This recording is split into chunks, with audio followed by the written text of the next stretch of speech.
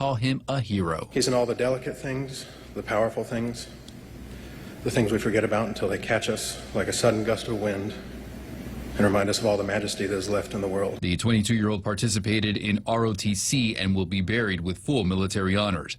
Avengers Endgame is still a major force at the box office. Avengers Endgame has crossed the $2 billion mark at the global box office. This is the fight of our lives. This is gonna work, Steve. I know it is. Because I don't know what I'm gonna do if it doesn't.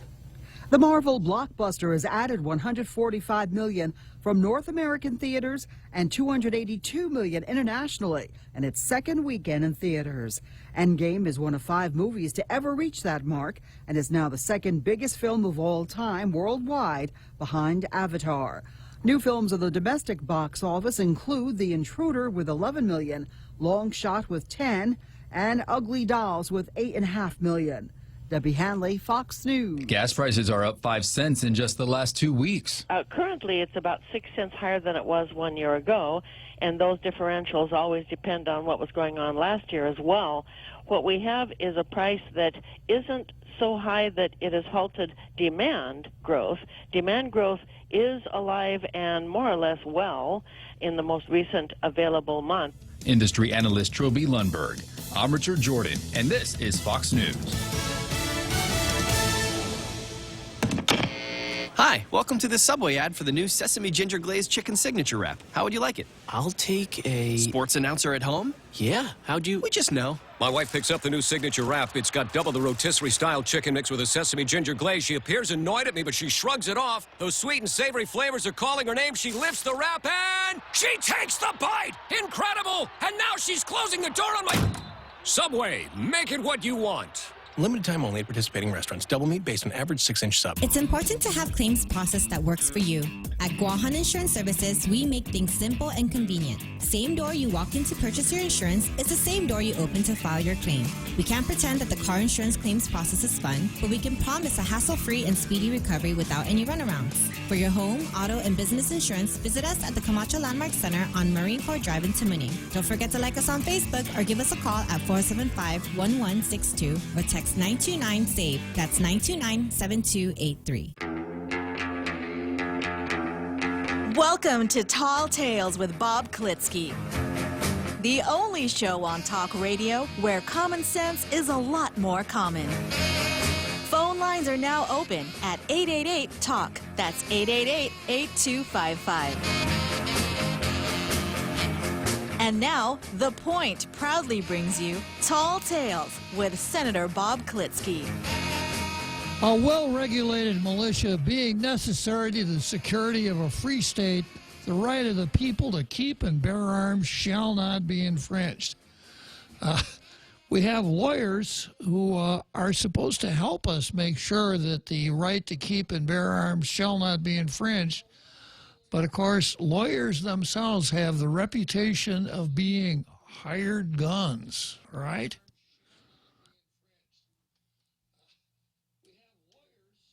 I better turn down the sound on my iPad here. Yeah, we have lawyers who have the reputation of being hired guns. And that's what I'm going to talk about for a minute here right now. I have something from the website Bearing Arms, and it's titled, "It Seems Many Attorneys Would Report Gun-Owning Clients." From time to time, many of us find ourselves in need of an attorney. Yeah, and try as hard to avoid that necessity. Sometimes it's inescapable. Not so much for a criminal proceeding, but for any of the thousands of other potential reasons to hire one. Maybe it's bankruptcy, or maybe you're getting a divorce. Hell, it could be because you're buying a house or writing a will. However, a recent report suggests that an attorney may not always be in your corner, especially if you are a gun owner. Now, this is not me. I'm going to distance myself from this as far as I can before I even get into the meat of this particular article. Here's a quote. If your lawyer believes that having a gun license defines you as dangerous, you may be at risk for losing your Second Amendment rights and even your freedom. You may not know about his belief or recognize the risk until it's too late. Now, this article here said you may not know about his belief. That doesn't suggest that a female can't be a lawyer. Females can be lawyers also. So I suppose in this politically correct era we use, the author here should have used the word their instead of his, even though he's only talking about one person. I can almost hear you saying, my lawyer is my advocate. What are you talking about? That could never happen. Well, you're wrong. Lawyers are required to attend continuing legal education. During a recent ethics seminar, quote, The Perfect Match, Selecting Clients for Successful Representation, close quote, Adam Kilgore, General Counsel for the Mississippi Bar, offered the following hypothetical to a group of experienced civil and criminal lawyers in this classroom setting now. A man has been fired from his job. He's upset. He hires you as his attorney. You are of the opinion he has an excellent case and file a complaint on his behalf. You later discuss he possesses a permit to carry a firearm. He also has a so-called enhanced carry license. While his case is wending through the courts, your client goes to a public area outside his former workplace. He displays signs that say he has been wrongfully fired. The man has no history of criminal activity, violence, or threatening anyone. The instructor asked the class what actions, if any, a lawyer should take. It seems obvious to me that there's no reason to do anything except proceed with the client's case. And then the author said, I would also advise my client to avoid confrontations with anyone who worked for the former employer, and that what he might consider saying if approached by the media. That's what lawyers are supposed to do. While I was forming an answer, the author says, many lawyers immediately said they would terminate the attorney-client relationship and contact law enforcement to report their client was potentially dangerous. The only reason offered was his firearms permits.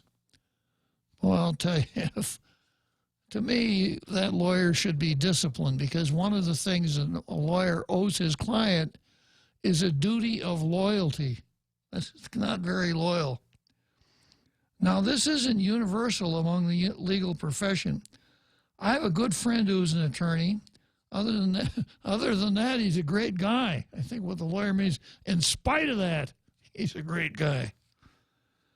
Who is also a vehement defender of the Second Amendment. The only way he'd report anyone as potentially dangerous would be because there is evidence to suggest that, such as an expressed desire to harm someone. The idea that attorneys would sever the relationship over that little bit is alarming. Well, it sure is. However, it shouldn't be surprising. The truth of the matter is that we have a public relations problem. One thing we consistently fail to do is successfully combat the perception that gun owners are potentially unhinged individuals looking to shoot up their work environment. Whereas we typically are distrustful of the media, we tend to forget that such feelings aren't universal. Somehow, we need to combat this perception of gun owners. The big question is how.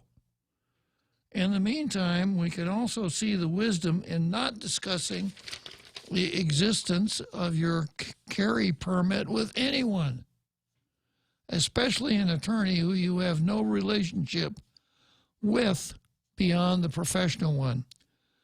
It might be a good idea to network within the local firearms community to find a pro-gun attorney who either has a permit or is at least sympathetic to those with one. Those attorneys are less likely to report for protesting and being armed. Well, this is a little bit scary. And what it suggests to me is that in this time of situational ethics in which we live, in this time of postmodernism, we have abandoned the idea that there are some ideals, some principles, some rules that are eternal, that they don't change, that they're not subject to a situational modification.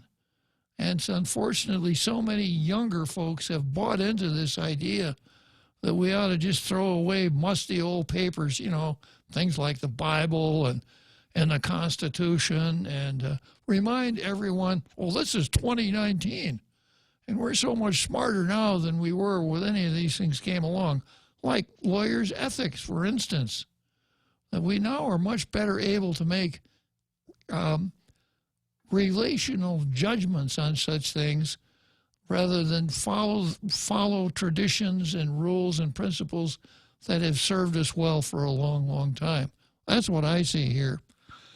Anyhow, it's a frightening thought to think that your lawyer would sever the relationship just because you happen to have a firearm and a firearms ID and you express your opinion about the termination from your job.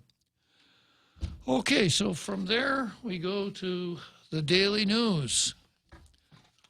And what the Real Joe Cruz refers to as Zemi Kutney.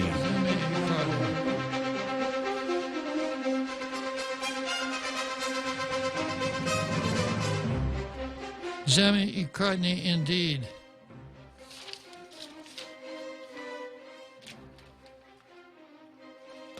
Okay, so here we are today. Guess what? This is how it reads. This nation's justice system has a terrible flaw, one exposed by special counsel Robert Mueller's investigation. The American people cannot learn whether the president has committed a crime. Guess what the last couple of words on this editorial are? USA Today. Yeah, they did it again. USA Today. So, some other materials here if I can find them.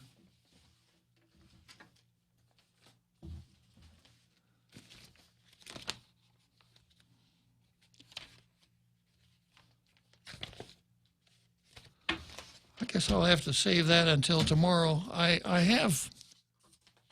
had Saturday's editorial, and Saturday's editorial read almost like this editorial. So it looks like they're plagiarizing for themselves. And I'll bring that tomorrow, and we'll go back into it a little bit. But as it is, once again, the Daily News has taken itself out of the running for the coveted Blue Star, and we go to the Post. It has been a weekend. People had some time off. They're back to work on Monday, so this is what we got from the Post. Thank you to volunteers who cleaned up on land and at sea. Amid the disheartening eyesores on our island, whether they're illegally dumped trash or graffiti-marked landmark, we're also heartened by the endless stream of volunteers who give up their time, usually weekends, to help clean up after those who don't care. And then there's a list of good-hearted citizens who volunteered to get out and help the cleanup effort. There were some folks from Helicopter Sea Combat Squadron 25. Let's see, there was 2 civic groups from the Federated States supporting the mayor's office. And, yeah, that's it. So nice going. guys that went out there and helped pick up the trash. Definitely a feel-good editorial. Hats off to the people that went out and worked hard. I've got to remember, was it Mark's rejoinder about giving the Blue Star when there really wasn't a meritorious editorial available? I think that was Mark. Mark cautioned me on that. So in light of Mark's precept, no Blue Star today. I like to see people out cleaning up the trash myself, but falls a little bit short of what we're looking for. Would have been a nice, perhaps what's called a human interest story, if a reporter had been out there interviewing the people as they had done this, taking some pictures, etc., and putting it back on page 5 somewhere. Could have been that, but it's not editorial material, in my humble estimation. Okay, so from there, we go to the card. And this is what I've got on the card for today. I've got Dead versus Matai. I've got Tall Tales versus Fred Astaire. I've got PC versus Them. Tenorio versus Guam Visitors Bureau. Safe Haven versus Abortion. Moylan versus Nelson. And Critical Thinking versus Liberty.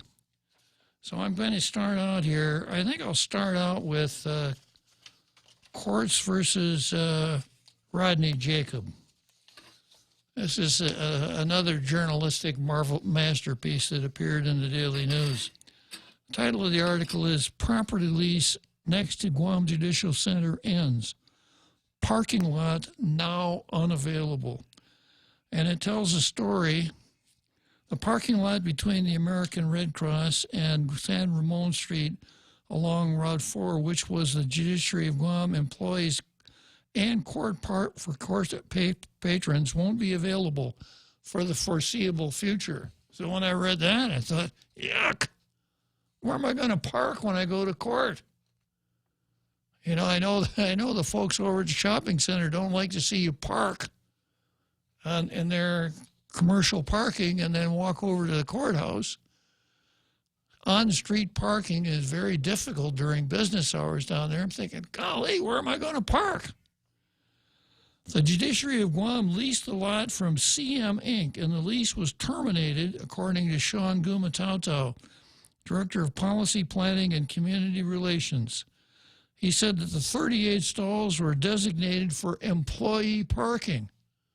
Well, I'm not an employee, so I guess that's the good news, right? Gumatautau said for the last couple of months, the judiciary has been trying to negotiate the lease, but because the judiciary and the lot owner weren't able to reach an agreement, the lease was terminated effective May 1. CM Inc.'s lawyer, Rodney Jacob, said his client and the judiciary have a good working relationship. Gumatautau said the space had been leased for 10 years. The judiciary has asked for $35.9 million for operations in the coming fiscal year. Included in that request are funds to revisit getting the CM lot for parking, Gumatautau said. So, standard landlord-tenant type dispute. I use Rodney Jacobs' name here because he's the lawyer for the landlord. I had to have another name there to fill out the card. I don't think he's exactly the bad guy here. Let's hope not, since the lawyers turn out to be potential bad guys in the Second Amendment reading for today. Now, here is the confusing part.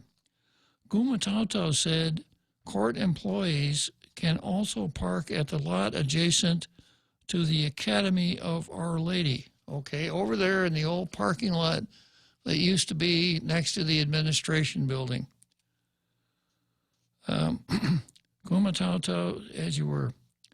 And then it said, the article also said, this story doesn't affect a parking lot immediately in front of the Judicial Center, which is still available for patrons. Immediately in front. Okay, now the last time I stood at the front door of the courthouse and looked out, I did not see a parking lot. What I saw was O'Brien Drive, and there's no parking on O'Brien Drive.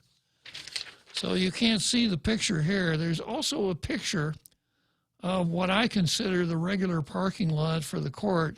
It's kind of hard to tell exactly what it is, and it's empty. So this story then kind of leads you to believe that the parking lot where everybody parks behind the courthouse is no longer available, but you could still park in front of the courthouse. So the only way to find out what this story is about is actually go down and take a look at the courthouse. You'll find your suspicions are correct. There is no parking lot in front of the courthouse. There has never been a parking lot in front of the courthouse. There is a parking lot in back of the courthouse, and I was able to figure this all out. That parking lot is still available. The parking lot that was added about 10 years ago, which is behind the parking lot that has been there since the courthouse was built, the parking lot behind that, which was reserved for employees, is the one that's closed. But you'd never know it from reading this story. So this is Jasmine Stoll Weiss. I wonder if she moonlights in the editorial boardroom. Okay, so that's Courts versus Rodney Jacob. Here's the next one is another daily news story. This one is really informative, and when you find out the truth, the actual facts stated by this court, you're going to do one of those head to the foreheads. Oh, why didn't I realize that before? Here's the headline to this story, which ran on Friday. It's or maybe it was Saturday. Here's the headline: Man found dead in Jigo died. I had never been able to, I'm not a doctor. My handwriting isn't sloppy enough for me to be a doctor. I'm sloppy enough to be a lawyer, but not quite sloppy enough to be a doctor. Not being a doctor, I'm certainly not a medical examiner or not capable of doing autopsies on human beings, only on editorials. But even without any formal training, I would think that the reason a person is dead is because because they died, right? That's the headline. Man found dead in Jigo died. With cutting-edge writing like this, I'm surprised the Daily News hasn't received a Pulitzer Prize by now. So the story doesn't even make sense. So I'm going to edit it in my head so that it makes sense, and then I'll read it as written. It says, the Office of the Chief Medical Examiner released the cause of death for a 70-year-old man found lifeless in Jigo in March. Police identified the man as Charles S. Titano. Titano died from a stroke, and the manner of his death seemed natural, according to the medical examiner's office. Now, the way the story actually reads is this. Examiner released the cause of death for a 70-year-old man found lifeless in Jigo in March. Police identified the man as the Office of the Chief Medical Charles S. Titano. So if you read this quickly, you'd think that Charles S. Titano was the medical examiner. So that's Dead versus Matai. Next item on the calendar is PC versus them. And this is an article that I got from a column written by a man named Jonathan Turley, who I speak about quite frequently. He's a very good lawyer. He's a law professor, a noted columnist. He was out here a couple of years ago and gave a speech at the Guam Bar Association meeting. I'm fortunate enough to say that I actually shook and howdied with the man. And I'm usually impressed by what he writes. He's usually right on the money. He's insightful, and he writes in such a manner as to make it interesting. If he didn't already have a full card, I would probably want to draft him to cover Tall Tales on those occasions when I'm absent, because he has all the necessary qualities. Here's what he says. For lawyers and other professionals, a good, firm handshake is a practiced art. It may, however, soon be declared inappropriate with all other forms of physical contact, according to a recent survey on business seeking to combat inappropriate touching in the workplace. Wow, the next thing, I probably won't be able to give the real Joe Cruz a good pat on the back after he does an excellent job of being the producer for this show. A survey by, quote, Total Jobs, a company, found that 3 out of 4 people want all physical contact banned at work. Other employment experts have also discussed the possible ban on any contact of any kind to combat sexual harassment. I wonder if we could call this the Joe Biden rule. Companies are considering a total ban on contact. While I think most people would object to the ban on handshakes, some argue that it would eliminate any confusion on what is appropriate and create a bright line rule protecting employees from sexual harassment. Yeah. You know, the unprivileged touching of a female's hand could get you in a heap of trouble, boy. There are also those who view handshakes as increasing the risk of contamination from germs. Wow. We have already discussed how activists in various schools have banned clapping as threatening and marginalizing people. Well, that cooks it. I would never, no matter how enticing the invitation, I would never speak at any school that would not allow the audience to recognize my genius by clapping. I just wouldn't do it. Marginalizing. Wow. There's no sense in being really good at what you do anymore, because the PC 21st century is going to tamp everybody down so that we're all exactly the same.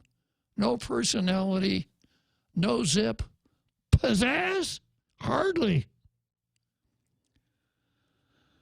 However, a ban on handshakes would constitute a fundamental change in what is considered appropriate or preferred professional demeanor. Now, imagine yourself. Let's say you're counsel for these victims here in the church sex scandal, right? And the new lawyer, the out-of-town Jasper in a pinchback suit, comes into town, the bankruptcy lawyer, and someone takes the opportunity to say, Mr. X, this is Mr. X, a bankruptcy lawyer, this is Mr. Y, counsel for the victims. And the counsel for the victims sticks his hands in his pockets, even though the other person has proffered his hand. How's that going to work? I mean, it's, you know, in the real world, I'm gonna come back here and spend a little more time shaking. Maybe I'll go out and shake hands with myself. It's probably the only thing that's safe anymore. Attention homeowners, if you don't have a solar energy system on your roof from Micronesia Renewable Energy, now is the time to get one. MRE solar energy systems now come with battery storage for zero money down. This means that your home will have power even when the island power isn't available, like during power outages or during and after storms. The inconvenience of not having power for your home is a thing of the past. Don't be left in the dark. Call 632-2613 for a free consultation. MRE, the smarter choice. Legends aren't born, they are made. And during our Jeep Celebration event at Cars Plus and Mighty, you'll receive up to $6,000 in accessories with the purchase of a new Jeep Wrangler, Motor Trend SUV of the Year. Customize your new Jeep to the way you want it. Or how about a new Jeep Grand Cherokee? Save up to $5,000. Or save up to $7,500 on a new Jeep Compass Sport. It's our Jeep Celebration event going on now at Cars Plus and Mighty. Cars Plus, driven by you. Accessory special cannot be combined with other offers. See dealer for details. Welcome back to Tall Tales with Bob Klitzkie, Guam's single voice of reason. Call now, 888-TALK. That's 888-8255. Well, I took a peek at the Facebook comments during that short break there, and I got a pretty good comment on that bit of cutting-edge journalism from the Daily News dealing with the demise of a certain Charles Titano. And Nate horned in and said, did he die fatally? More than likely, Nate, but good call. Okay, so picking up this article about handshakes. We have already discussed how activists in various schools have banned clapping as threatening and marginalizing. However, a ban on handshakes would constitute a fundamental change in what is considered appropriate or preferred professional demeanor. There are images of handshakes going back to ancient Greece in the 5th century. Some argue that handshakes were meant to show a counterpart that you did not have a weapon in your hand. There are even instructional videos on proper handshaking and psychological studies. There are dangers of the, quote, probing handshakes and the wet handshakes. Of course, movies would have to lose what is an array of handshaking approaches. You just got to wonder, what next? No more handshakes. Probably the next thing would be to ban all oral conversation with a person. That if you want to say something to somebody, get out your phone and text him. This standing around talking to people, especially people of the opposite sex, cannot be condoned. So I labeled this PC, political correctness versus them. So, Real Joe Cruz, if you're ever introduced to a dignitary in our industry, in the radio industry, and he offers his hand, be really careful about shaking hands with them. I will, sir. On the other hand, be real careful about not shaking hands with them. Because anyone who has done well in our industry may not have suffered the same degree of lunacy that is required to say that while we really shouldn't allow handshakes in the workplace, that could backfire on us. Wow. Next, I've got Safe Haven. Oh, wait a minute. I've got skipped ahead here a little bit. Next, I've got, okay, I've got, is it Jimmy? Oh, it's okay. Well, it's, yeah. I forgot to tell you, open up the phone lines and let the Toms call in. Afternoon, Tom Poole. Good afternoon, Judge.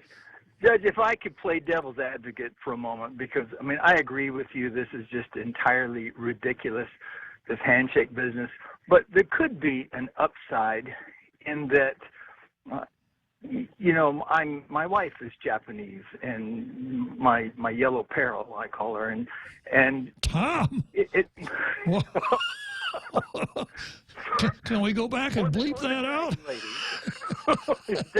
Sure, take your pick.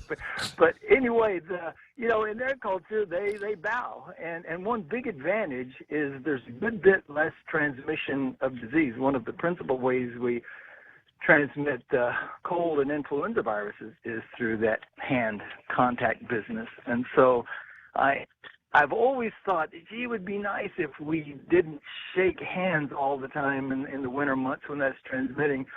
But I hate to see it go this way, but there could actually maybe be a little bit of a plus to it. Did it happen again? No, I'm not. Oh, okay. Go ahead. Go ahead, Tom. I am driving. I'm not sure when I dropped out, but anyway, if you know, the Japanese get along fine bowing, and if we're forced to do it, I hate that we're doing it so that we're not, you know, sexually harassing each other. But there could be sort of a benefit from shaking hands less. Well, I suppose, Tom, and then, you know, we could fit ourselves with plastic suits with a little pump on it that pumped only purified air into the plastic suit. Right. It won't be long. So, and by the way, you needn't apologize for being the devil's advocate. I've never heard you be anything else. Well, that could be true. That could be true. You're kind of typecast there, Tom, but I look forward to that. You be the curmudgeon, and I'll be the devil's advocate. All right. Oh, and one more thing. You are indeed a doctor, aren't you? I heard you say earlier you're not, but isn't your degree a Juris Doctor? Yeah, it's true. Yeah, Juris Doctor. Yeah. So, yeah, and I do know some Latin phrases, as our listeners. Yeah, I'll tell you what, I'm going to go online and buy a stethoscope and one of those round reflectors that you wear in your forehead, and I'll have one portion of the show called Dr. Bob Speaks. Good. All right, Judge. Thanks very much. Good afternoon, sir. Okay. Well, I hear what Tom is saying about his wife and Japanese and things like that, but part of the whole handshaking thing goes to the M word, which we are rapidly doing away with here in the 21st century. Manners. I learned probably everything I know. I got a good start from my dad, and I passed what little I know on down to other males that I have a close relationship with. And you learn things like, one, nobody wants a dead fish handshake. You know, your handshake has to be firm, but you shouldn't use it to demonstrate that you could crush somebody else's fingers in the process. So if a handshake should be firm, you should look at the person you're shaking hands with. And if you are a man and you are introduced to a woman, if she extends her hand, you shake her hand. If she doesn't, you don't. If someone of a different cultural background is introduced to you, you have to be on your toes, and you kind of have to figure out what the well-mannered person would do in that situation. It's these little clues that we're required to read in our interpersonal relationships that are the kind of one of the foundations of a civil society. Civility is almost completely absent in the era of Black Lives Matter and Antifa and college campuses who feel that the only thing to do with someone that you disagree with is not disagree with them, but just shut them up, and go to great lengths to make sure that they can't express their viewpoint. So when we lose handshakes and some of these other elements of our society, we're heading more and more towards that impersonal mass of humanity with no personality, no manners, nothing. Let's see who wants to do a verbal handshake here. R. Carl. Okay. Good afternoon, R. Carl. Hey, good afternoon, Bob. Yeah, I was listening to the conversation. I just wanted to weigh in regarding this tendency for people, especially parents, to bubble wrap their kids. There's actually, I've read a few times that there's actually health dangers in doing that. You know, when we were young, well, when you were young too, especially. I mean, we played out in the mud and rolled around in the dirt. You know, we did all kinds of crazy, wild things. You know, played touch football and tackled each other. I mean, it was just pretty rough. And I've read more than a few times that our immune system needs to be stimulated and exercised early on. And I read in one article that there's some scientists that theorize that the growth, almost explosion, in peanut allergies, which can be deadly. You know, there are some people who are so sensitive to peanuts that if they eat anything with peanuts in it, their throat starts constricting and they can die. But they theorize that it's because parents have become so paranoid that they restrict their kids from eating anything that might have any kind of allergic reaction. And if they do it early enough, you know, kids can develop the immunity to it. But if they refuse to expose them to these things and give their immune system some resilience, they end up being very open to infections and things like that. I've read similar things, Real Joe Cruz. I mean, R. Carl. I've also read about the phenomenon known as helicopter parenting. So the children, well into their teens, never spend any time during their waking hours when they're not under adult supervision. Adults are everywhere, and you're absolutely right about growing up back in the old days. Back in the old days, there was no Little League baseball. You know, you get a bunch of kids together at a baseball field. Somebody'd bring a bat and a ball. We'd choose up sides and we'd play baseball. We didn't much care who won or how it all went down. We just really liked to play baseball. You could never do that now because when you choose up sides, the best players get chosen first, and those not so talented tend to get chosen last. That would be just intolerable. No parent, no helicopter parent would ever subject their son or their child to such a ego-defeating operation. And that's where we are, you know. We don't want to allow kids to grow up, except in one sense, you know. If we have cut childhood short. You know, childhood ends around 10 or 11 years old, but adulthood lasts into the late 30s, at least for parents who happen to have basements where their kids can live. You know, when I grew up, you know, my family was the classical dirt poor family. You know, we lived in wooden tin shacks until I was about 15 years old. We had no car until I was 18. I walked everywhere. We had outhouses. You know, I mean, I hitchhiked. I mean, you know, and my dad, who was an alcoholic, came home drunk 365 nights a year, insisted that I go out during summer and mow lawns, chop weeds, earn a few bucks, because he was poor. He wasn't, he didn't have any money to give me, or at least not that much. So I was lucky in that I was poor, and my dad, with all his limitations, he insisted that I get out and get uncomfortable.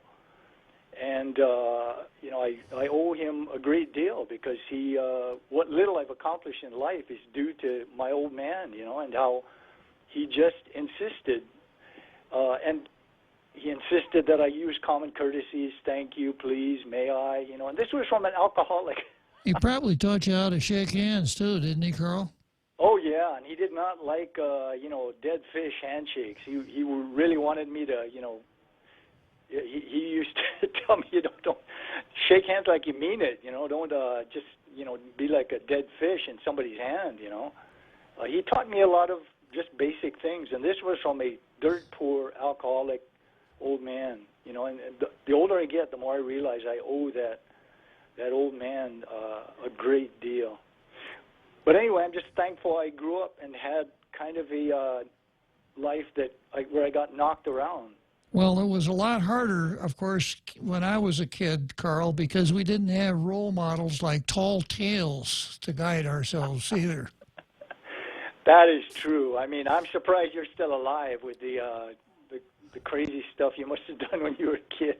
True enough, Carl. Well, thanks a lot for calling and chiming in. Well, thank you for allowing me a few minutes to share a few thoughts. Okay, so I've got Jack on the line and I've got Jim on the line. I'm going to go to Jack first, and then I'll get to you next, Jim. We're running up close to the break here, Jack, so can you make it quick? Yes. Good afternoon, Bob. Hi. I want to let you know that the underlying motives, we always look at the underlying motives to the heart of the matter of why handshakes are being banned. It's because of religious intentions, basically Muslim. You might, women are not allowed to shake hands in a Muslim faith unless it's their husband. I see. So I think the underlying motive, I hardly believe that it isn't a sexual nature, but really it's a Muslim apologist nature. And if you look in there, I think that's the basic thing that's driving this movement against handshakes. It's not really a movement about sexual or... So it takes the pressure off Muslims then, Yep. Is that it? Yeah, the underlying motives. We always look for the underlying motives. So I just wanted to ring in there and be part of the conspiracy. Well, I think both of us have a peg to hang our tinfoil hats on at home, don't we, Jack? Yeah. But, if you look at it, I think it is. And I think most of these arguments that we have against our manners, there are underlying motives. And it's not quite as simple as we gauged it. So have a good day, Bob. Thanks for calling, Jack. And Jim, I'll get to you right after the break. Experience the Take Care difference. Take Care members can count on accessing a high-quality, credentialed network of on-island providers, including the convenient one-stop FHP Health Center and Urgent Care, access to an extensive off-island network of providers, and the island's largest offering of free fitness classes and health education programs. You can count on Take Care to deliver comprehensive, accredited insurance coverage and quality health care when and where you need it. Take Care. Our island, your health plan. Learn more at takecareasia.com.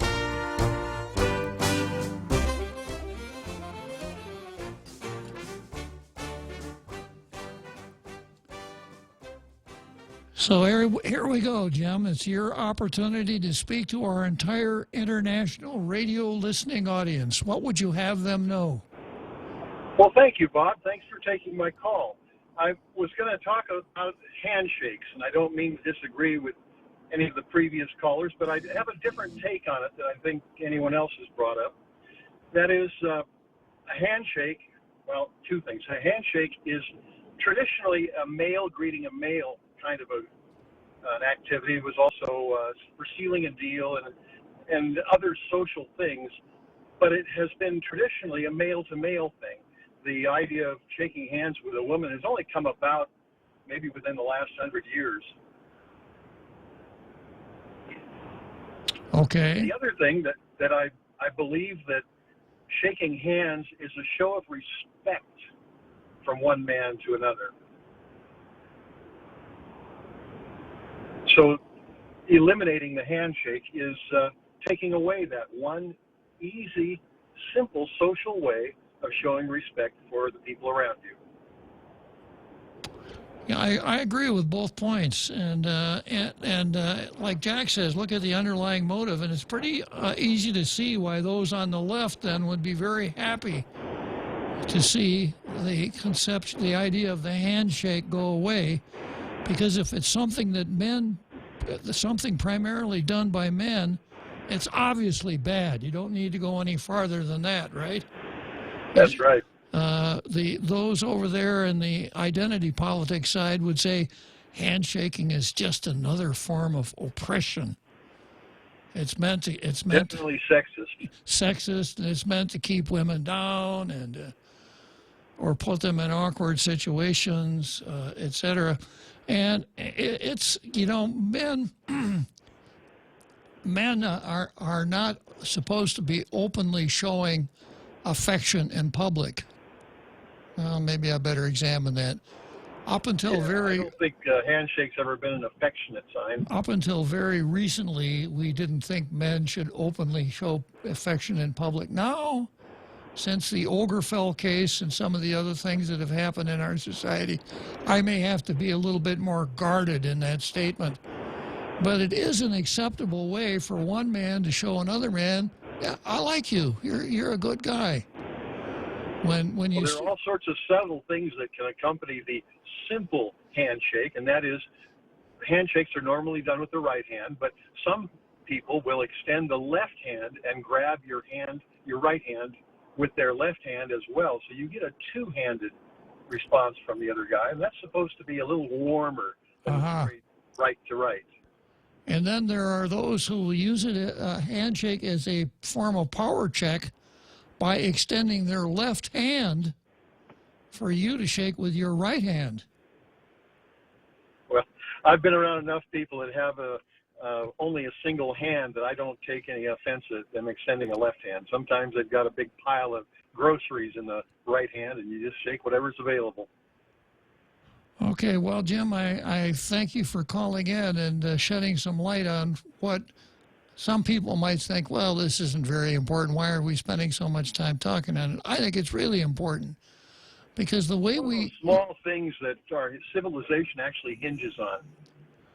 It's one of those things that seems small, but it's extremely important as far as people dealing with one another in a society, especially an urban society, correct? Yeah, I agree with you there. And then the other thing... Bob, thanks again. Okay, you're welcome. The other thing about doing away with handshakes, it's going to make it an awful lot easier for dishonest people to enter into a deal.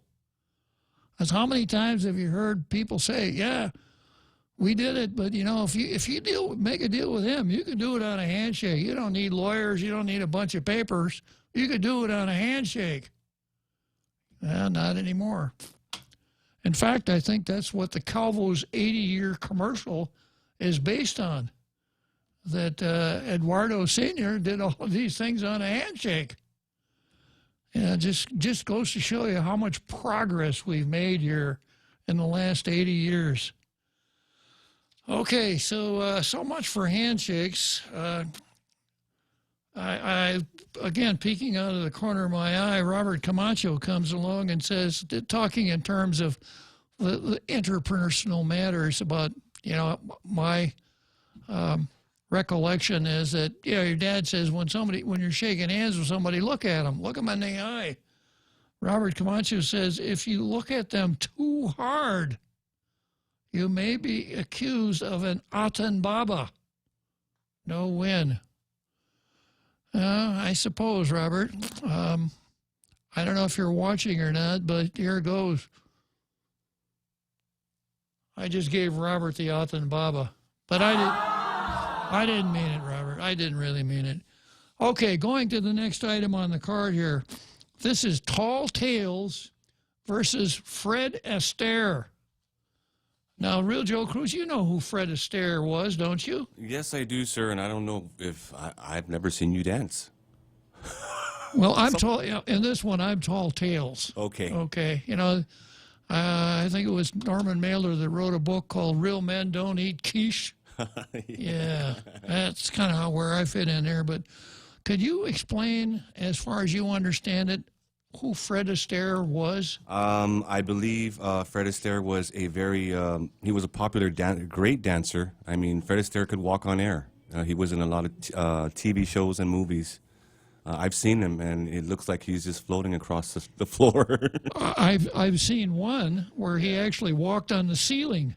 Yeah? to a tune called Dancing on the Ceiling. Interesting. Yeah.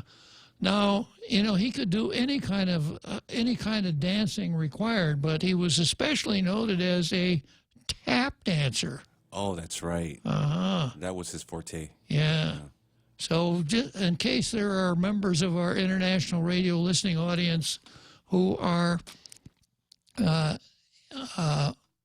challenged by lack of experience and age and don't understand who Fred Astaire was, put it this way, he was a great tap dancer. So the next item on the card is Tall Tales versus Fred Astaire. And this is based on a notice that I got on Friday. In fact, I got it from Ken Leon Guerrero, the other governor, Leon Guerrero. And this is what it says. Power Authority and Water Authority will hold a meeting on Friday, 4 p.m. at the CCU conference room. And I'll come back and tell you about some of the maneuvers that I expect to see there right after the big halftime show that everyone has been looking forward to over the entire weekend. Well, your wish has been fulfilled. It's time for the halftime show.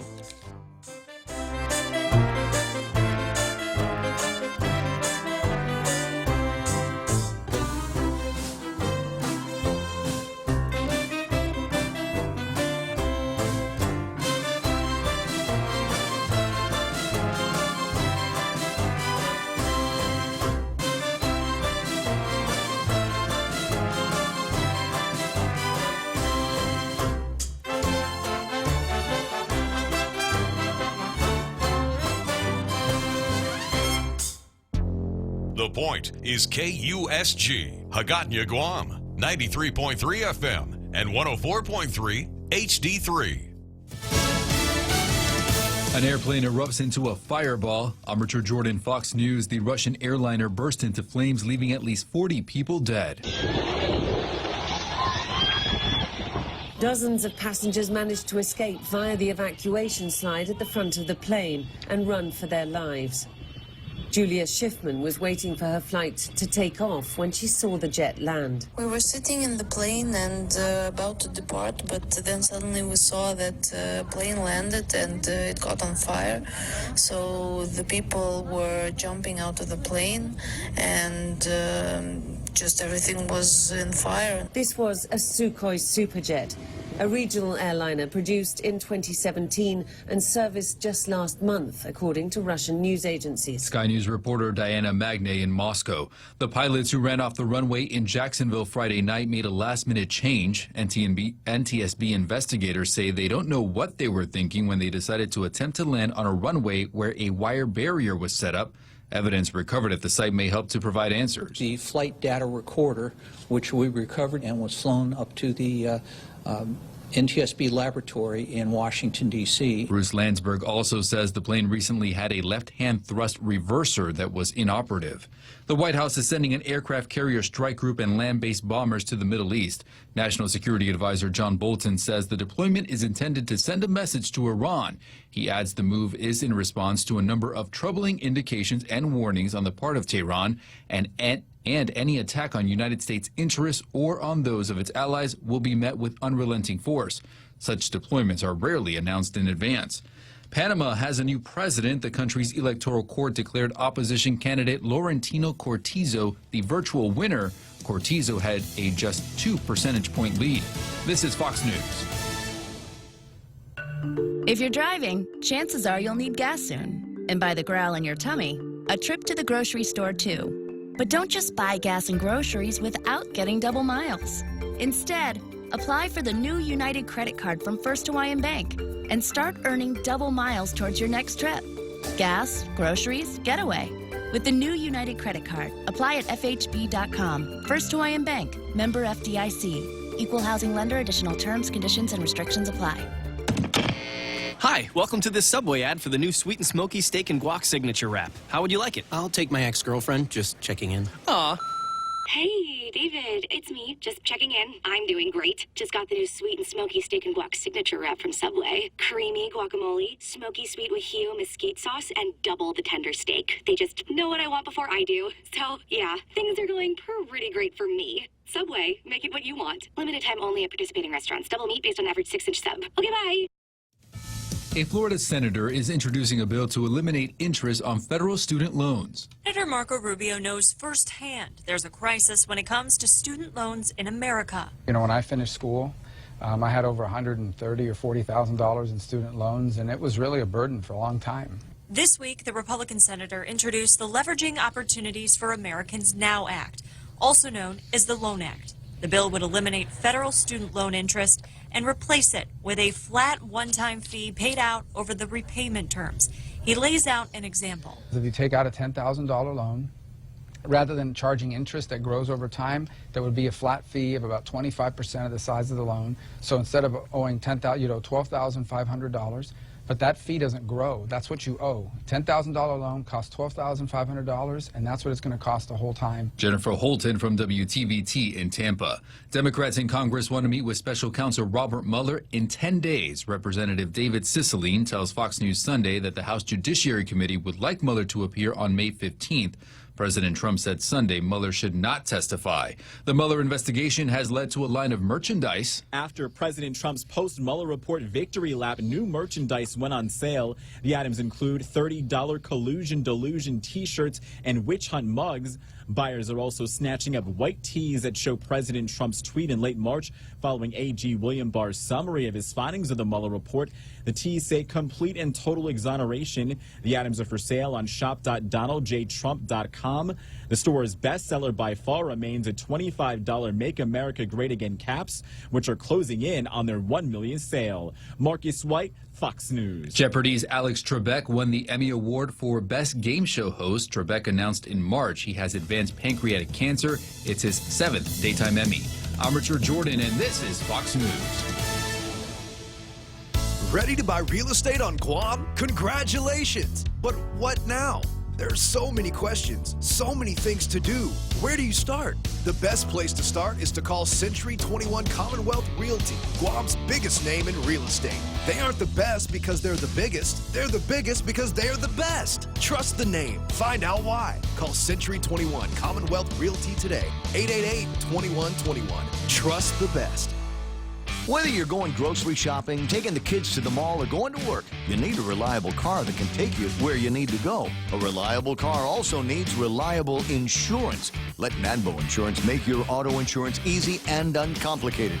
With Nanbo, you can also save big when you bundle up and insure your car, home, motorcycle, or business. Enjoy great savings up to 50%. Visit nanbo.com or call 477-9754 for more details.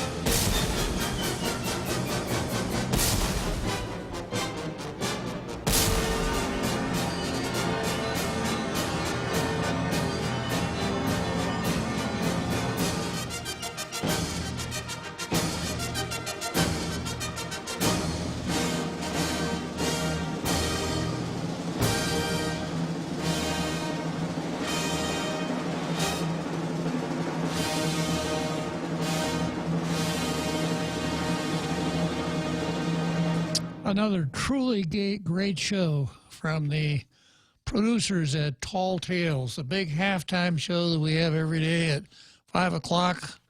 The marching team, the drill team, the marching band, the drill team, the cheerleaders, the fire eaters, the sword swallowers, the people up on the grandstand with the synchronized card show, and that barrage of cannon fire at the end. It's just enough to get anybody excited. And if you were at the beginning of the game, you would notice that when the national anthem plays, not only is every person in the stands on his feet with his hand over his heart. People within about a 500-yard radius of the stands are rendering that same respect. That's the way we do it here on Tall Tales.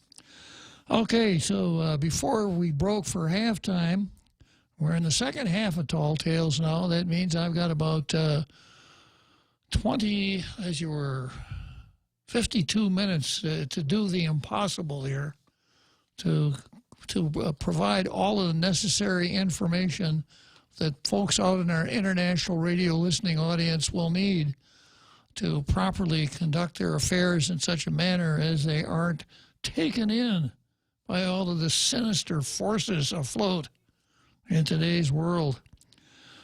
Before the break, I talked in terms of the next item on the card, which is Tall Tales versus Fred Astaire. And I mentioned that the occasion is the meeting of the Consolidated Commission on Utilities at 4 p.m. on Friday at the CCU building out in Manila. I asked for the agenda today, and I was told by the recording secretary and apparently Freedom of Information Act guru of the CCU, Lou Sablon, that I will get the agenda as soon as it's prepared. She says that it's prepared by the two general managers for final review by guess who? The chairman of the board of the CCU. That would be Joey Duenas. So the way I would read it then, we've got Miguel Bordallo and John Benavente as choreographers with Joey Duenas in the title role as the Fred Astaire. And unless he does not play, unless he plays against type, that meeting will be an opportunity for Joey to do more tap dancing, since that's apparently all he has shown us since the CCU got caught giving an illegal pay raise in an executive session. It took him 22 seconds worth of open session to do the pay raise. That was back in November. And we're still horsing around here with Joey Duenas saying, well, I've got to check with counsel to see what our options are, et cetera, et cetera, et cetera. My free advice has been all along, somebody ought to come out and say, we're going to collect the money back. And counsel and the HR folks will work out the overpayments to some of the agencies from who receive the payroll deductions, and we'll go on from there. And if he really wants to put a little frosting on the cake, Joey would say, and we're going to have, ordinarily I'd say, counsel give us an instruction as to what we must and must not do to be in compliance with the open government law. I don't think that would work this time, though, because both lawyers, the lawyer for power and water, were in that illegal executive session when the raises were handed out. And I suppose it's coincidence, but each of the lawyers got a raise himself. So these may not be the proper teachers to teach the CCU what it must watch out for. I'll give you a real easy one to remember, though, members of the CCU who happen to be listening today. Every time you see or hear the word executive session, fasten your seatbelts and make somebody explain to you why it's necessary to do an executive session, what it is that the proponent wants to do. And don't be satisfied with, well, it's a personnel matter. That isn't the law. The law lays it out, and as the Guam Post says, it's really very clear. So don't have an executive session unless you have it absolutely clear in mind. In fact, you might even think of having counsel write you a little note on the back of an envelope, while they're writing to the CCU meeting, on the back of an envelope as to why an executive session is appropriate. That's what ought to be done. Now, Joey is also, or Lou Sablon, the recording secretary of the CCU, has taken it upon herself to be the information officer when it comes to FOIA requests, even though the statute said it should be the general manager, or in their case, general managers, who receives the requests and respond either personally or through a delegate. And Lou came out and responded herself. First of all, telling us, well, I couldn't meet the 4-day minimum because our protocol requires that we give those to the lawyers first before we even think about obeying the law. And then she came back and said, we can't let you have those meetings because we discussed employee evaluations in the executive session. And that would be an invasion of privacy if we let those minutes out, personal privacy, and we're not going to do it. Well, Lou doesn't have the authority to do that. Either of the general managers or both of them would have the authority to do that. The commissioners themselves could, if they took that action in a properly called and noticed meeting. But there's no reason not to hand those minutes out. You know, you got caught, Joey, and you've taken a tremendous public relations black eye, and it looks like now you're lining that same eye up with the doorknob on the door at the CCO meeting hall. Because there's no reason to withhold those minutes. It just looks like you're hiding the ball, and that's why I title this Tall Tales versus Fred Astaire. So maybe when your days with the CCU are over, maybe you could go to Broadway and get a job as a dancer in a Broadway show. Unfortunately, Hollywood doesn't make musicals anymore like they used to. So that's probably we've seen the last of Fred Astaire type dancers. Or I guess you could do this, Joey, if that doesn't work out for you. Wait until the rainy season comes along, and then after we got a pretty good downpour going, walk outside the CCU meeting after the meeting is called to order. Walk outside, make sure you've got media coverage outside the building, and start singing in the rain, because it would seem to fit into your routine pretty well. Okay, so much for Tall Tales versus Fred Astaire. Next, we've got Tenorio makes push for LGBTQ market. And this is a story that appeared in the Post. Lieutenant Governor Josh Tenorio, Guam was recently promoted in the Big Apple during the International Gay and Lesbian Travel Association Convention. Lieutenant Governor Josh Tenorio attended the event in New York City, quote, trying to attract a large number of gays and lesbians living in our region to determine where the best and safest locations are, he said. So I was able to make a presentation that was really well received. Tenorio said his trip was part of the Guam Visitors Bureau's ongoing efforts to promote tourism to the LGBTQ demographics. The point of our presentation was that we are America and Asia and afford the protections of the United States. But on top of that, I was able to talk about how our local government enacted anti-discrimination protections that even surpass the federal protections. GVB will continue the communication, Tenorio said. It's so important for me having this position. One of the messages I want to put out because of Pride Month is to let parents and grandparents and relatives know that their kids can achieve.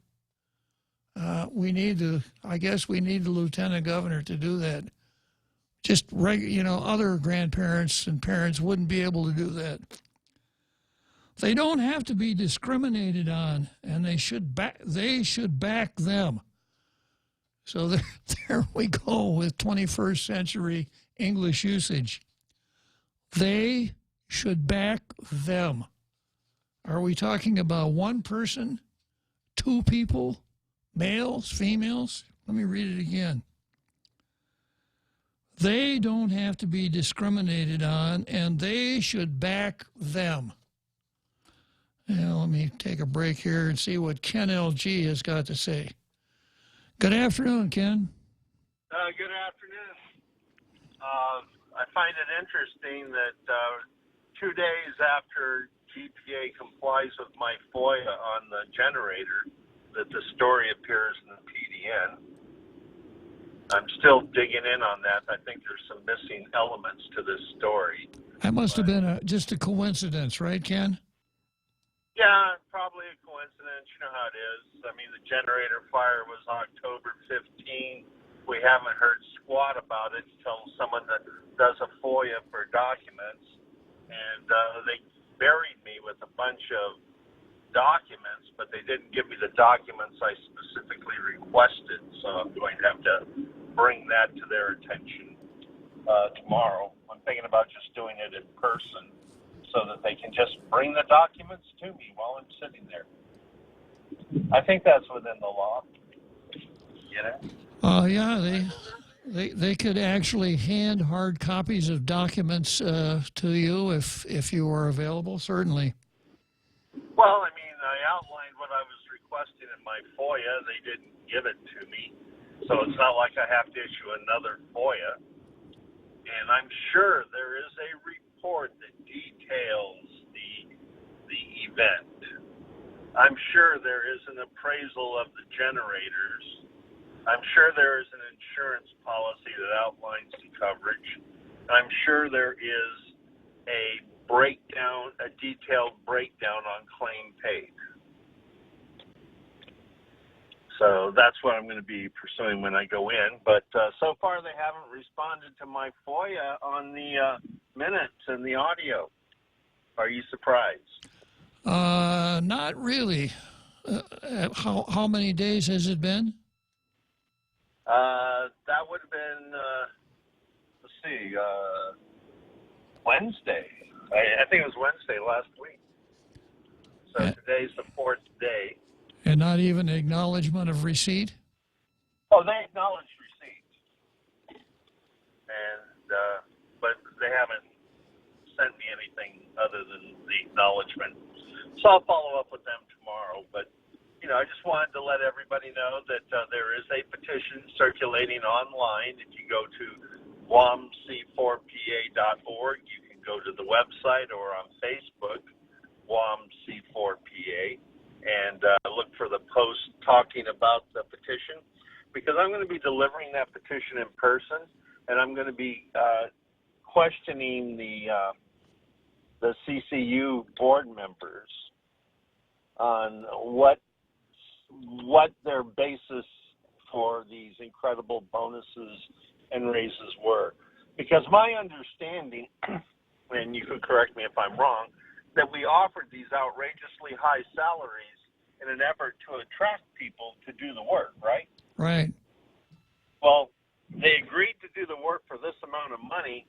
Why do we need to give them raises and bonuses to do the work they agreed to do? Yeah, you know, the way I always look at that, Ken, is that, you know, in a market, if you're having a hard time recruiting the kind of people you need to do the job, you start paying more for those kinds of people. But if you have plenty of people that you need to do the work, there's no sense in raising the pay because you're just paying for something you already have, right? Yeah, I mean, we have plenty of people that can do this work on island.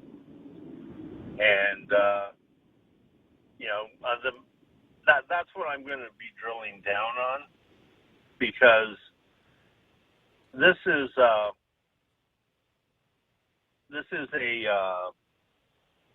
I was going to almost say, I got to clean up my language here. This is a very, very screwed up situation for ratepayers, because here we have a very small utility.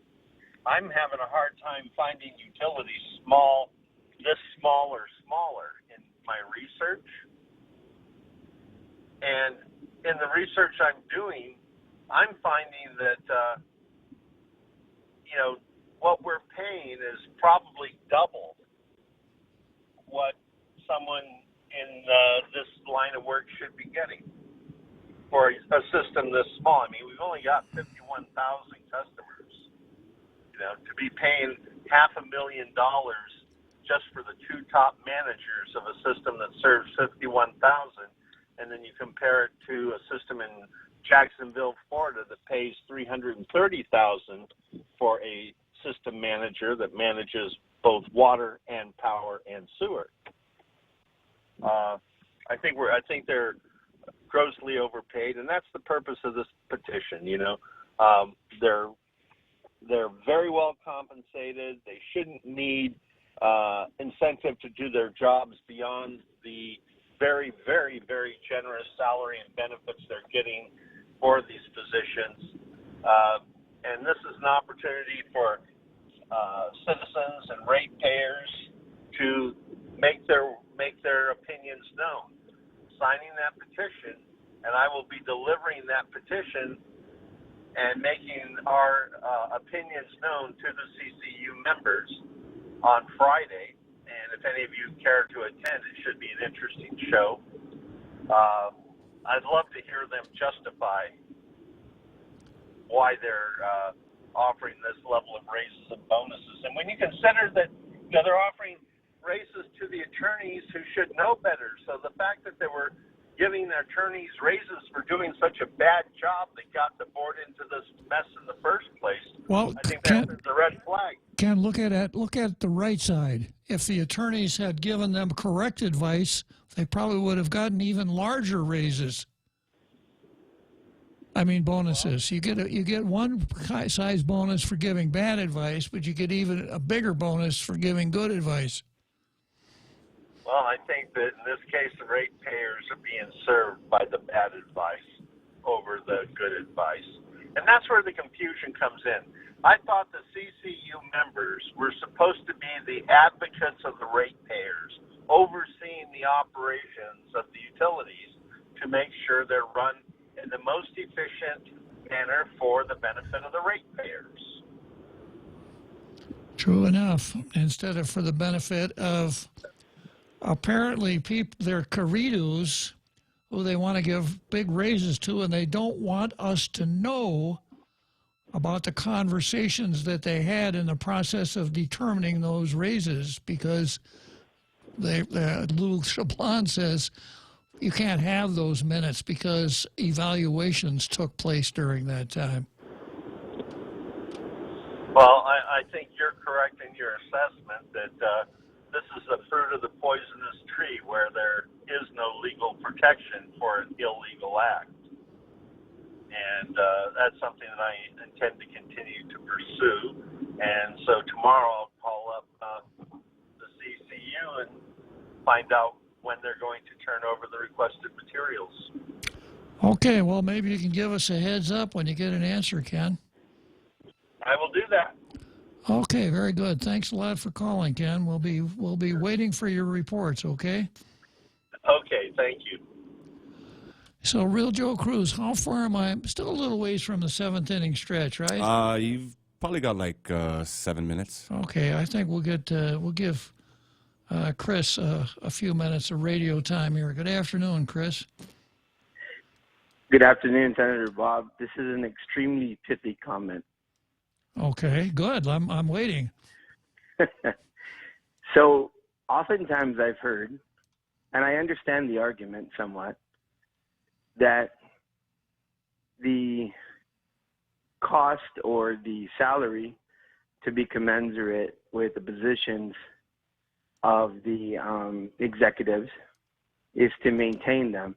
And I've often heard David Craddock as the, would it be Trojan horse or the example of why, outside talent isn't necessarily all that. Like, maybe he'd be the exemplar, Chris. Okay, good enough. I knew I would be corrected. Okay. My question is, who hired him? And why wasn't he run out of town faster than he was? Well, I think we know who hired him, right? I think that would be our benevolent CCU. Correct. And who didn't run him out of town until consumers and others were outraged? I don't think they ran him out of town because I think the CCU had run out of tar and feathers. Good enough. They had to wait till they got a new shipment of tar and feathers before they ran him out of town. Good enough. I guess just simply put, look, I think I spent a lot of time this weekend sitting around with folks, and the rates aren't going down. Folks are having a tough time, and this is a hard one to wrap most people's minds around. And I know, because I've been part of this, controversy before, and I know what it means, and I know the PR issues that exist. But no matter how you slice it, there's no way for this to be pretty. And the fact of the matter is that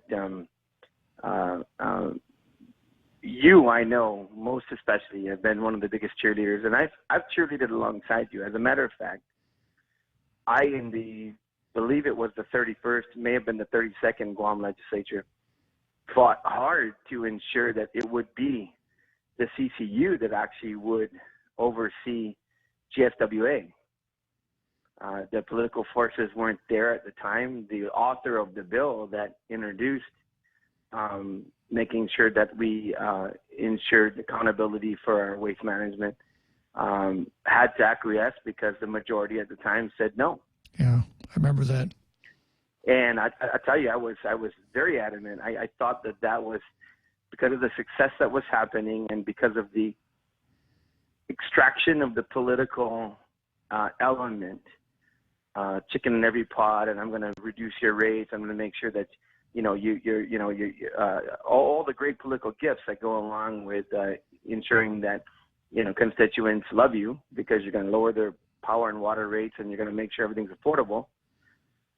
Without the reality of system changes, I mean, that was the push and that was the impetus behind why the whole current situation was very, very successful. I would hate for that credibility to be lost because it would be a real trajectory backwards from what was accomplished. Chris, that's exactly why I'm so free with my abundant advice as to what Joey Duenas ought to do and what he ought to stop doing, because he lost a bushel of credibility already. And it's time to get it to ameliorate the damage, not to continue on the same road, right? Fix it and move on. I remember a senator who ran on a basis of and a campaign of let's fix it. Yeah. You watch long enough, you're liable to see almost anything, Chris. Full circle is a wonderful thing. Have a great day, Bob. Thanks for calling, Chris. Always a pleasure. Good timing, Real Joe Cruz. Good timing, Chris. Good timing, Jack Haddock. Good timing, Joey? Good timing, Joey Duenas? Or no? Well, is time. You have to have exquisite timing to be a really good dancer, right? So he's probably listening somewhere at home and tap dancing around the room right now. If we had better control over our bumper music, that's all we play from now until Friday would be good tap dancing music, right? Okay, so short break here for the seventh inning stretch. We're not going to look for Jack Haddock. We'll be right back. I'm Edward James Olmos, here to remind you that the second Saturday in May is the annual Letter Carrier Food Drive. The need for food assistance remains high in communities across America, but you can help. Simply leave a bag of non-perishable food near your mailbox on the second Saturday in May, and your letter carriers will do the rest. All food collected stays within your local community. So on the second Saturday in May, please join me and the National Association of Letter Carriers and stamp out hunger.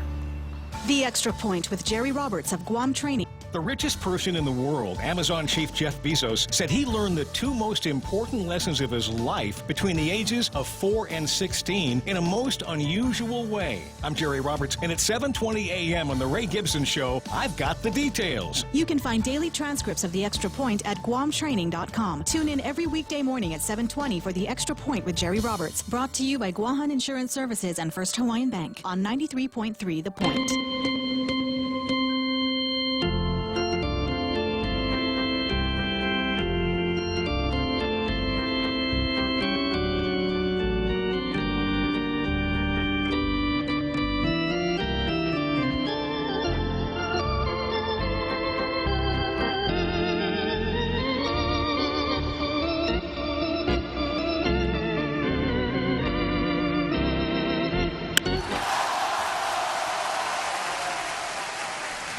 Here we are, seventh inning stretch, Wrigley Field, Chicago. We'd have about as much chance of finding Jack Haddock as we would in finding Jack Dempsey.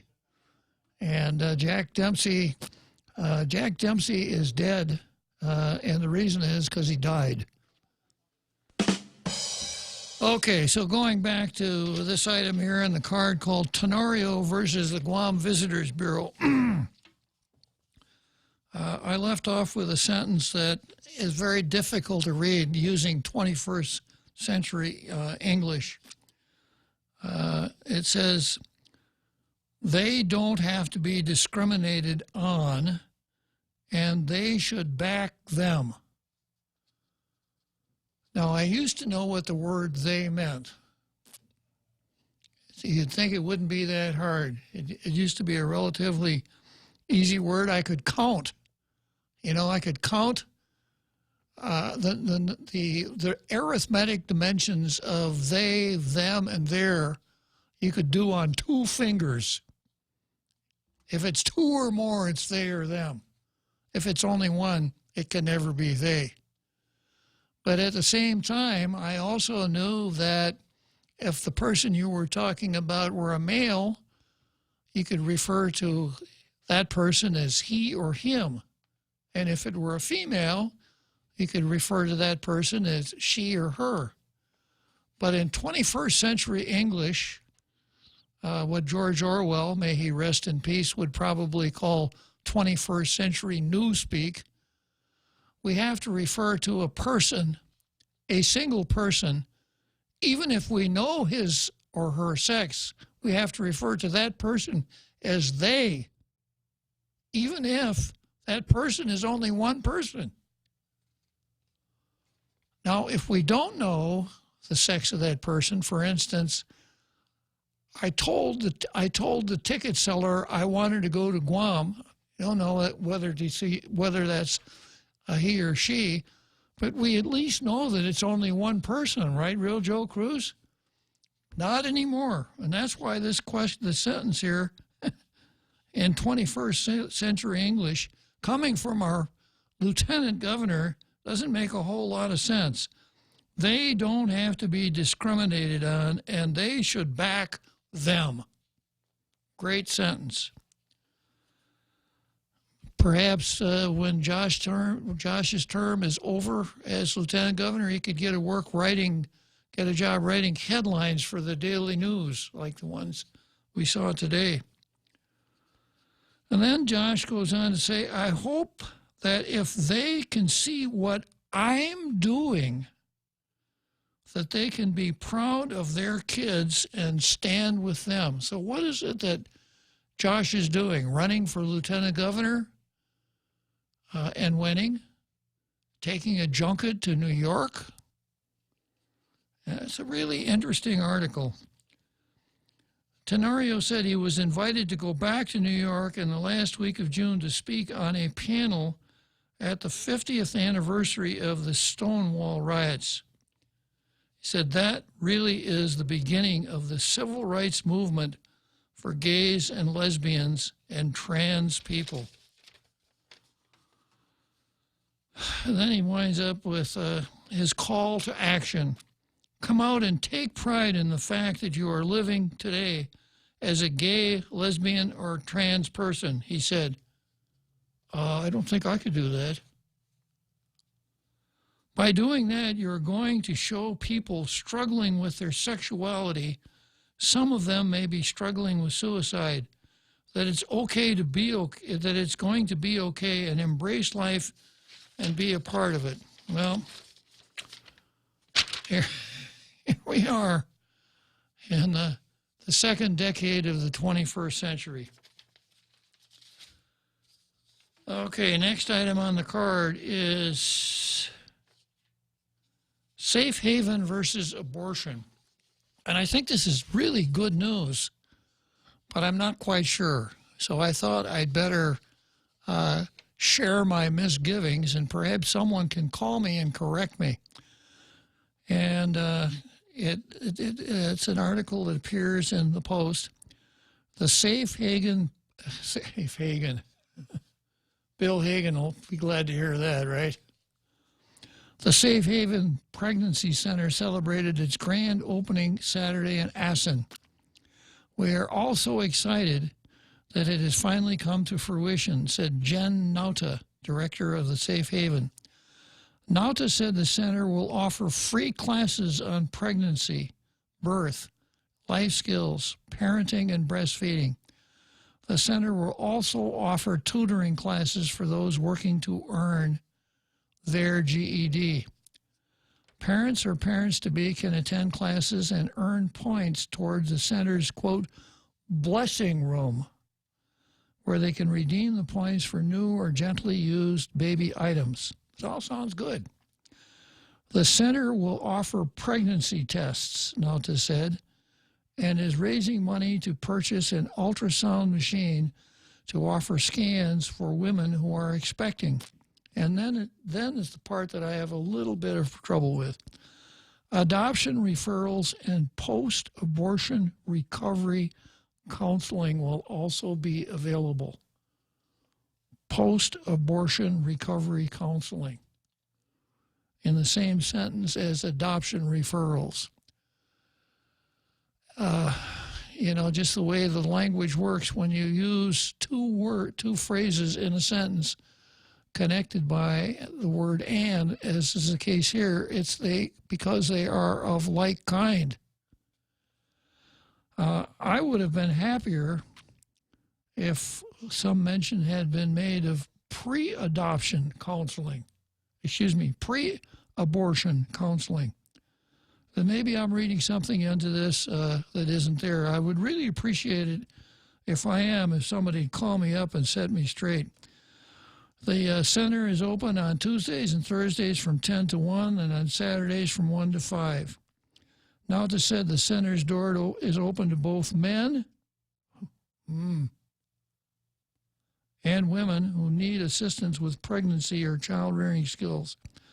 I really want those who feel like having another baby would be too much, or they don't know what to do in this situation, to know there's a place on Guam that they can go and get help. Those wishing to donate can email the center at safehavenguam@gmail.com. Well, as I said, I hope that I'm reading something into that release that really isn't there. Okay, the next item here is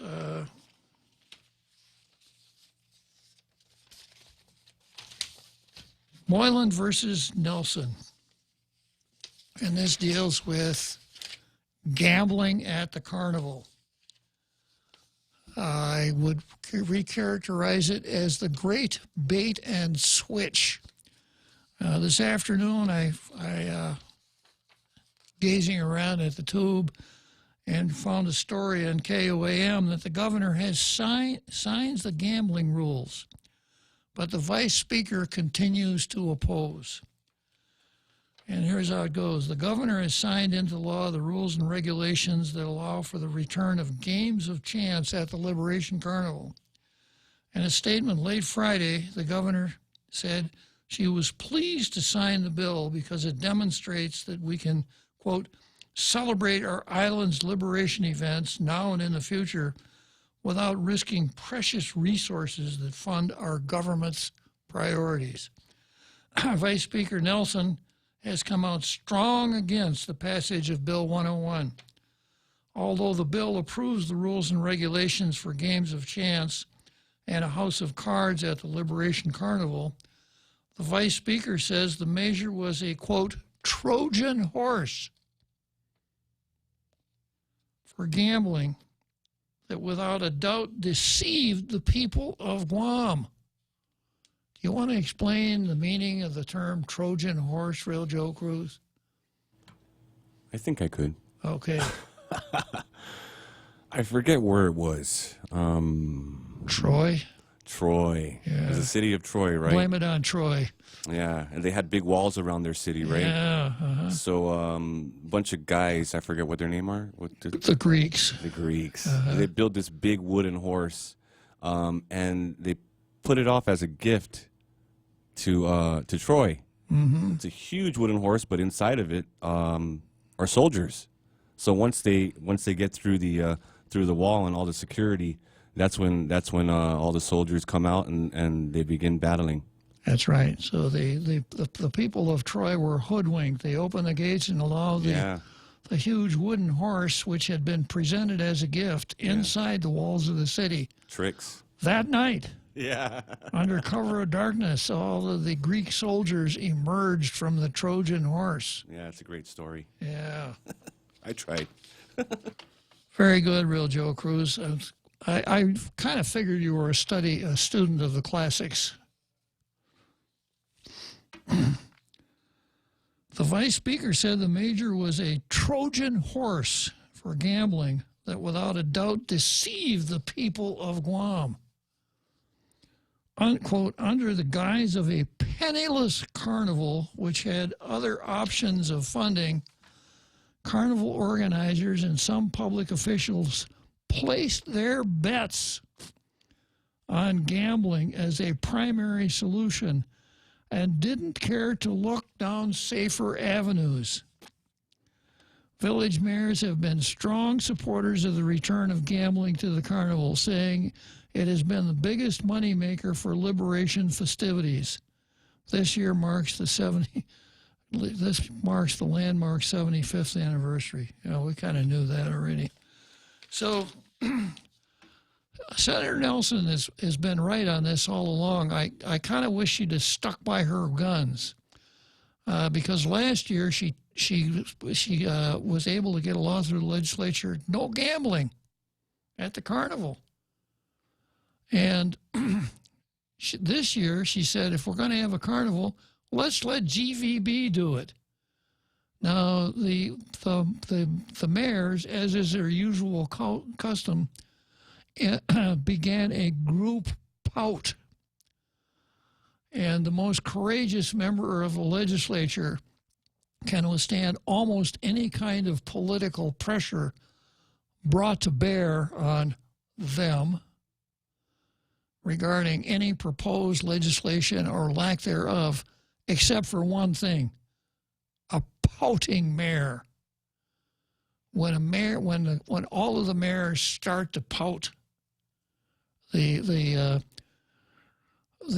senators just cower immediately. And unfortunately, Senator Nelson withdrew her bill to give the whole thing to the Visitors Bureau, which to me was an extremely good idea. I don't like the idea of a commissioner's council in the first place. There's no reason to have a commissioner's council.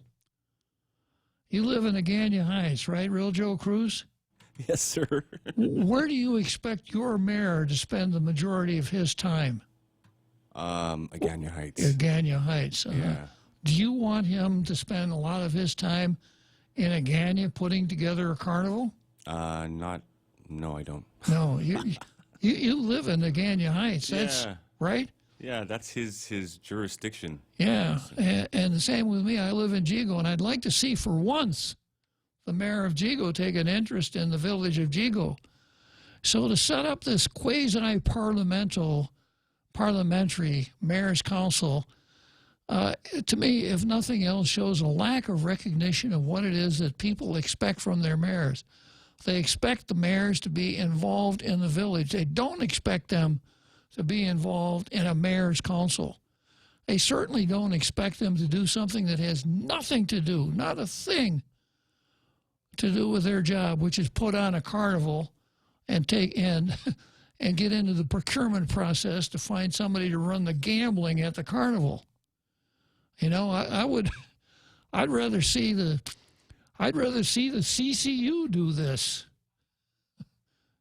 even if they do it all in executive session, than the mayor's council. So we've kind of created the upper house, which is the legislature, and the lower house, which is the mayor's council, which doesn't have any statutory power, but it does have the political power of pouting. And apparently the ability to coordinate the pouts at the mayor's council meetings are quite important. So, and then I look at the way this bill went through. And by the way, it's time to recognize some people who voted right on this. There are only 5 of them, but led by Vice Speaker Talina Nelson. Can we have a round of applause for Vice Speaker Talina Nelson?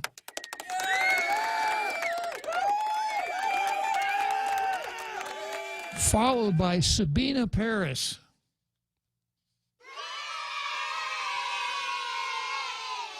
Backed up by Therese Terlahi.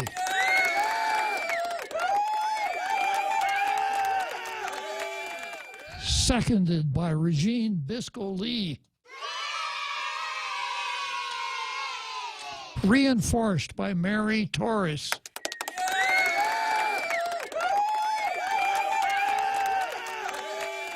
So make a list in the attaboy column. Oh, I can't say that either, can I? Attaday? Attaday, it used to be if you did something good and you were observed, hey, attaboy, that's a way to do it. And in the military, there was a saying that one aw shucks cancels out 100 attaboys. But we can't even use attaboys anymore, right? Kudos, I guess we're back to the Greek again. So kudos for each of those folks. Make a mark in your roster, and remember that when it comes time for re-election. Okay, it's time. We're heading down the home stretch here on Tall Tales, so I'll be back in just a second. Travel the world and then some with the 2 million United Mile sweepstakes from First Hawaiian Bank. Enter and you could win the grand prize of 1 million miles or be one of 6 other lucky winners. The world is big. Our prize is bigger. Enter at fhb.com/2 million miles.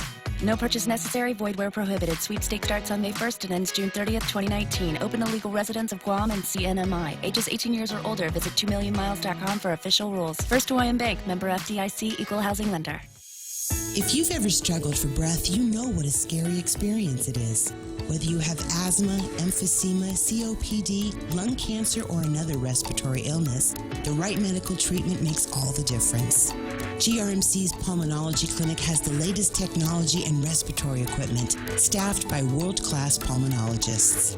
Make an appointment today with GRMC's Pulmonology Clinic and start breathing easier. GRMC, where patients are partners.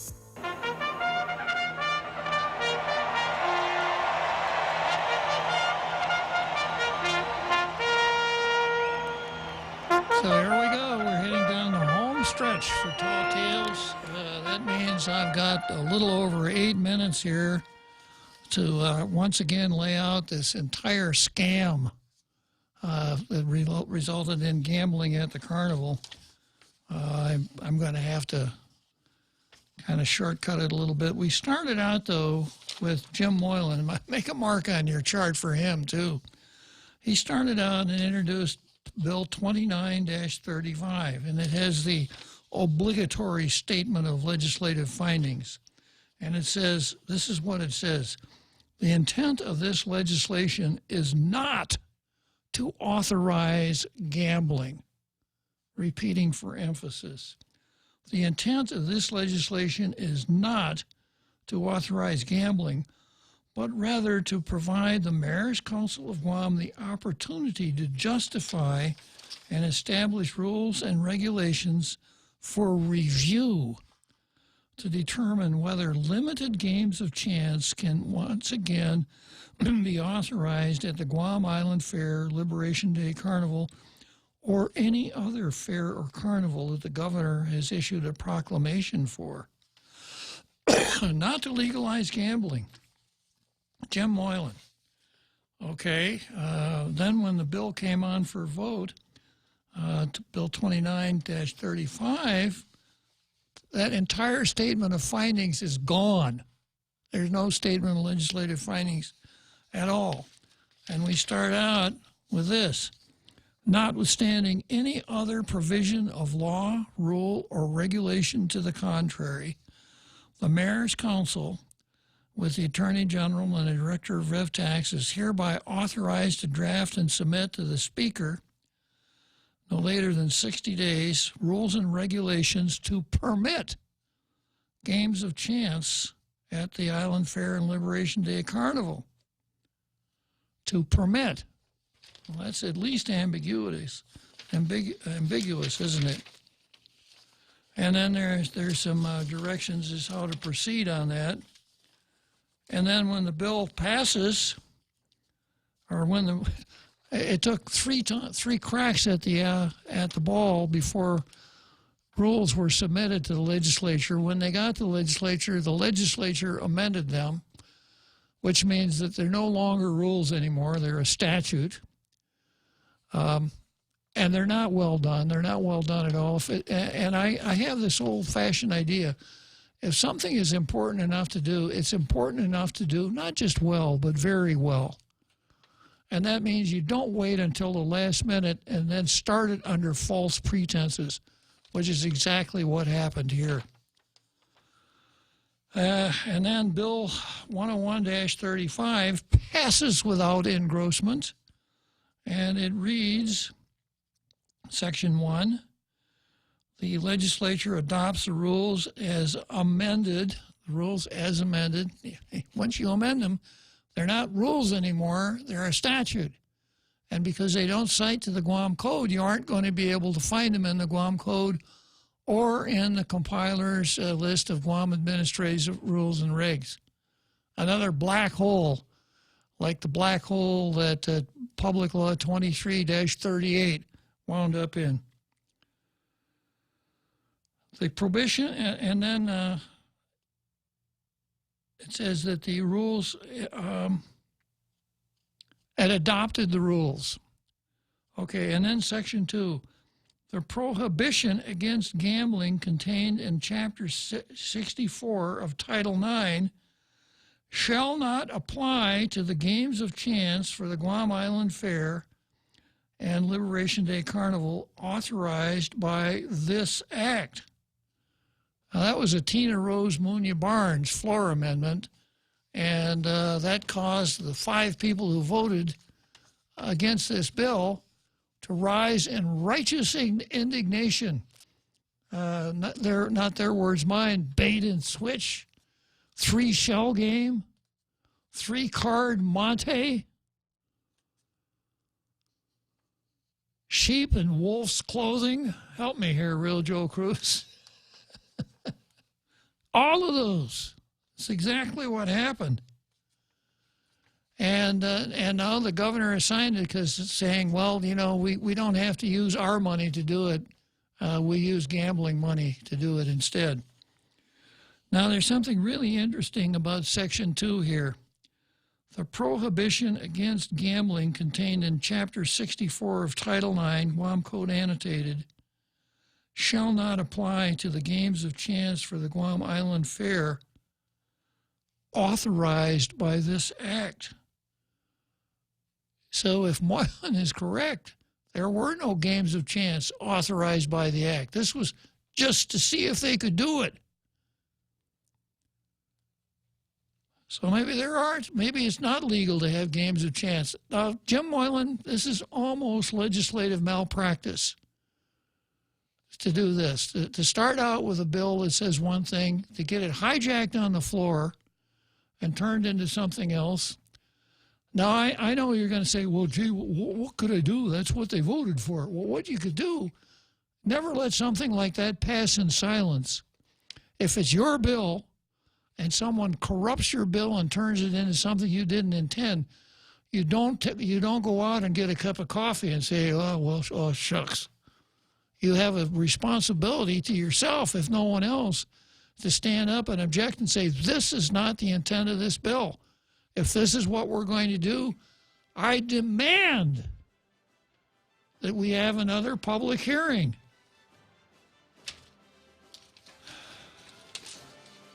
Well, I hear my favorite song playing in the background here. That song signals me that it's time for me to go home, enjoy myself in the privacy of my own home, and enjoy life, which is what I'm going to do. But I'll be back here enjoying life at 4 o'clock tomorrow afternoon. So the real Joe Cruz and I will see you then.